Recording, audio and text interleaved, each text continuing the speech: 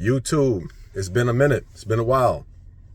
So I haven't been on YouTube in a couple days, and I just wanted to get on here and tell you guys a little bit something personal that just happened. It actually happened yesterday. So I had a care manager job, and yesterday I got fired from that care manager job, unfortunately. And I got called into HR. First of all, like as a care manager, I work remote. So I got called in on Teams, Microsoft Teams, which is a version like Zoom. Called in on Teams, and I knew something was funny because the manager was like, she just sent me the link for the Teams. Didn't send any other email or anything. She just sent me that link. And normally, we've had meetings in the past before with HR, which they've normalized as protocol, which I didn't trust it in the first place. So upon going on to this meeting on Teams, the day before, I had a funny feeling in my stomach just receiving that email with the Teams link in it, right? I was like, why are we meeting? We just met last week. Not even a week later, actually. It was probably like 5 days ago. And another link was sent to me. So automatically in my mind, I'm like, what's going on? Why are we meeting so quickly after we just met? So automatically my mind was like going to different places. I was like, something does not feel right. Something really doesn't feel right. So go to the meeting, right? HR is there. So not only is HR there in the meeting, now is the manager as well. So they tell me that unfortunately there was a incident with my paperwork that DocuSign, because with care manager you deal with a lot of paperwork with clients. They're saying that I forged a document on a client's behalf, according to them. According to the paperwork. So I'm defending myself. I'm saying, what are you talking about? I don't know what you mean. What do you mean I forged a document? Because I would never do something like that. So they say on their end, they received notification through DocuSign that I guess a piece of paperwork was signed on the client's behalf. Because what they do is they track where your location is. So they can see where you sign off on certain things and where, and they timestamp it through DocuSign. So they're saying I signed off on a client's behalf, and they suspend me for that day. They didn't fire me yet. They suspended me. So I go home because I work remote. I go home. I look through the emails because they told me the client that it was. Here's where it get real suspicious now. I go on, before they disabled my computer and everything, I went to my DocuSign, because usually with DocuSign, once the client signs, it goes right to the email, your email. So I checked the email on the date of the client that I went to the home, and I did not see any email where I can check for myself. And before you know it, like I kid you not, before you know it, probably like 2 minutes after I began checking, my computer just disables. I can't get onto my emails. My team stopped working automatically. So here I am, like, damn, like what am I gonna do now? What am I gonna do now? Like they disabled my computer, they disabled my work phone. I can't look up for myself, because you know when someone accuses you of something, the first thing you want to do is defend yourself, especially when you know you're in the right. I 100% know I'm in the right, 100%, because once you go to a client's home and they sign off, it goes straight to you. Because the question that I brought to them when they said that, I asked them, because we ended up meeting again later on in that same day, because they said they'll look into it and they will meet again. In my mind, I said, nah, something definitely ain't right. You're suspending me in that one day, and now you're saying we're going to meet later on in the day. So automatically in my mind, I knew it was done. I knew it was done. Like there's certain red flags that employers will throw at you. They wave it in your face and you got to pay attention. You got to pay attention to these flags. So when they did that and they suspended me, everything was disabled. I couldn't defend myself at all. First of all, I knew I was right. I knew I would never forge a document. Never. Couldn't defend myself. Basically, when it came up to the time, which was about 2:30 p.m., we met. Again, they showed me the timestamps of what was on their end, right? Again, here's what I asked them. I said, did you guys actually call the client to ask them whether or not the paperwork was signed? Because at the end of each visit, the client has to sign. I have never forgotten to have a client sign. Never.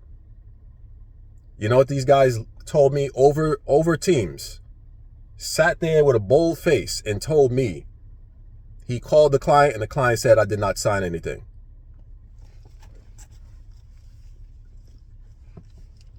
Come on, man. Really? So automatically I caught him up in his lie. I caught him in his lie, but he wanted to continue on and just say what they saw on their side. It was very one-sided. They were not setting up that Teams meeting for me to actually defend myself. It was just we're letting you know what we see, and this is going to be the end of it. That was basically what it was. It was very disappointing. Very disappointing. But I brought up some good points, and I could tell that they weren't listening. They were just like, we don't know what happened, but we see this on our end, and it can't be tolerated. And it was cut off just like that. No matter how many other clients I've done well on, paperwork got in, no issues of what they're accusing me of now. That one client, they're saying this was this, and they just got rid of me just like that. And the funny thing is, I wasn't even there for a full year yet. But this company said in the beginning, in the training process, they told me, we are very patient. If you ever need help, come to us, which I have. But they sold me on the reason of patience. And this is the kind of job where you won't learn it in 6 months, 7 months. You will not learn this job. There's so much to learn about being a care manager. They told me this. They looked me in my eye and told me this. And they said, just be patient with yourself. They were preaching. I'm telling you right now, in this training process, they were preaching to the new hires. Preaching. We are very patient. We will answer any of your questions, anything you need. Just come to us and let us know. Which I did. But in this instance, you could tell there was no patience. No patience at all. No patience to even listen to my side of the story.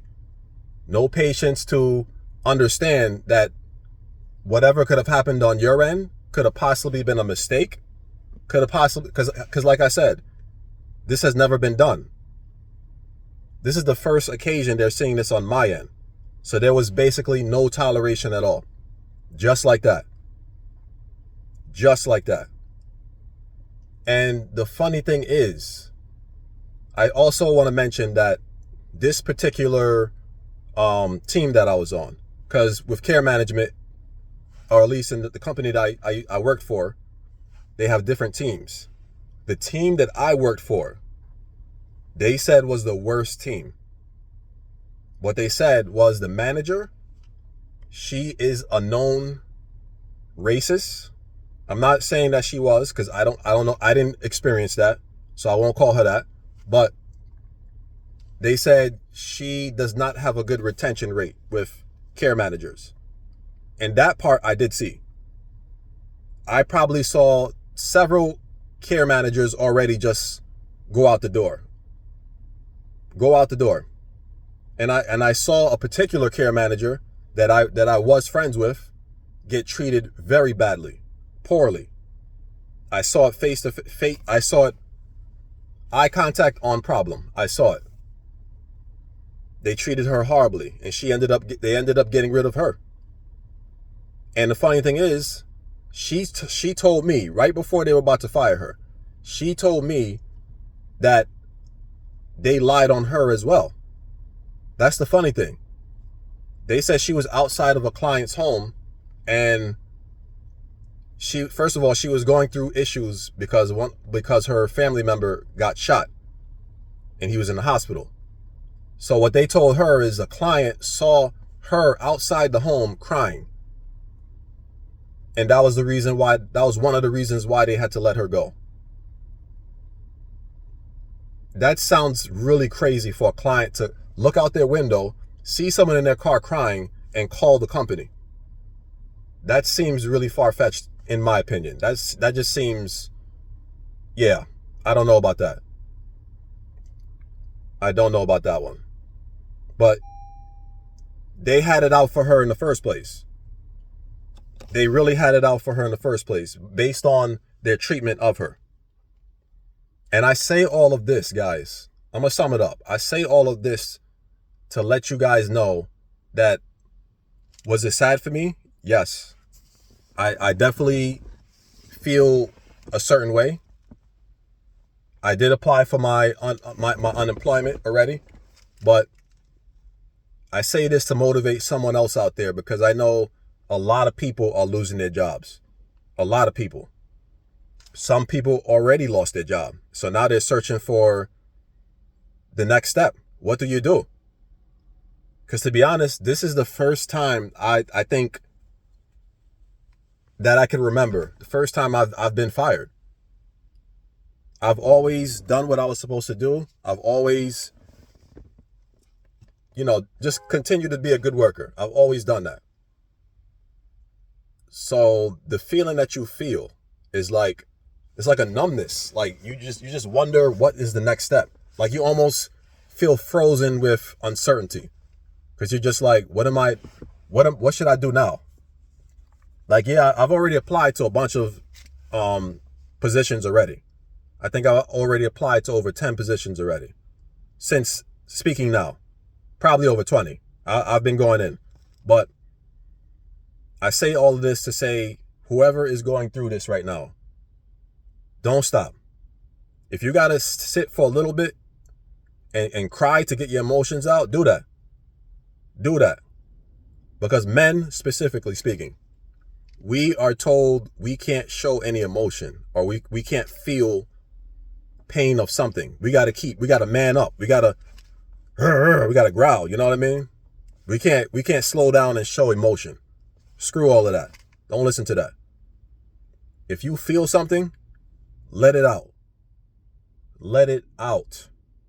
Because these same men that you're telling to man up, these same men are dying from heart attacks. They're dying from all of these things that could have been avoided if they just showed emotion. We're keeping too much inside as is. I don't like the term man up no more. I don't think I've ever liked that term. What do you mean man up? I am a man. Because I'm showing you feelings or showing a more emotional side. That means I'm less than a man? Really? Seriously, we gotta do better in this society. We gotta stop with all this man up and all of these sayings, quote unquote, all of these sayings we have that are ruining society, ruining these little boys coming up. They feel like they can't cry. They gotta wipe their face. Like, come on, let that boy cry. Let him cry. Stop calling him a girl. Stop calling him all these names, these derogatory names, because he's showing emotion. It's ridiculous.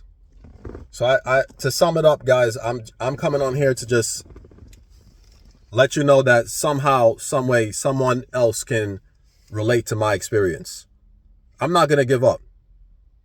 And I wanted to come on here because my past videos have been preaching not giving up. So I don't want to be a hypocrite.